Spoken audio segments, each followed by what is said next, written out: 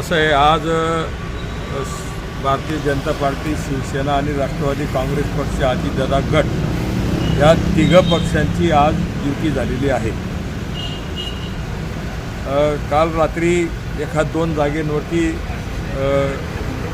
घोडं आडलेलं होतं, परंतु आज सकाळी सामोपचाराने ते त्या ठिकाणी आम्हाला जे अपेक्षित होतं त्या पद्धतीनं जागा आम्हाला पण मिळालेल्या आहेत, शिवसेनेला मिळालेल्या आहेत, भाजपला मिळालेल्या आहेत.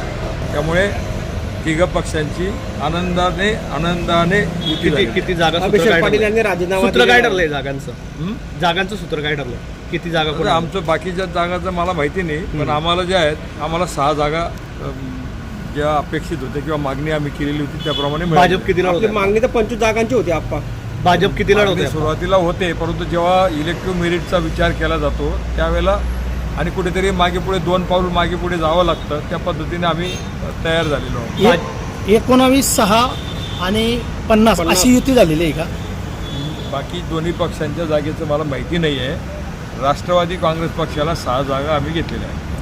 अभिषेक पाटील राजीनामा दिलेला आहे, काय नेमकं कारण आहे, काय नाराजी आहे? पक्षामध्ये मतभेद थोडेफार प्रमाणामध्ये असतात. त्यांनी काही गैरसमजातून राजीनामा दिला असेल, पक्षश्रेष्ठी त्या संदर्भात निर्णय घेतील.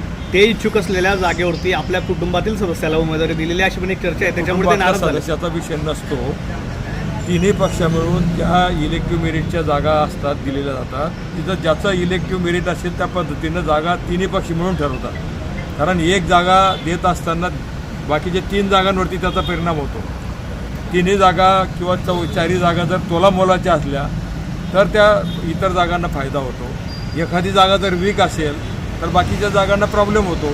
हे सगळं गणित त्या जागा वाटप करताना केलं जातं आणि त्या पद्धतीने निर्णय झालेले आहेत. ताज्या घडामोडी पाहण्यासाठी आमच्या केशरी चॅनलला सबस्क्राईब करा, लाईक करून नोटिफिकेशनसाठी बेल आयकॉनला प्रेस करा.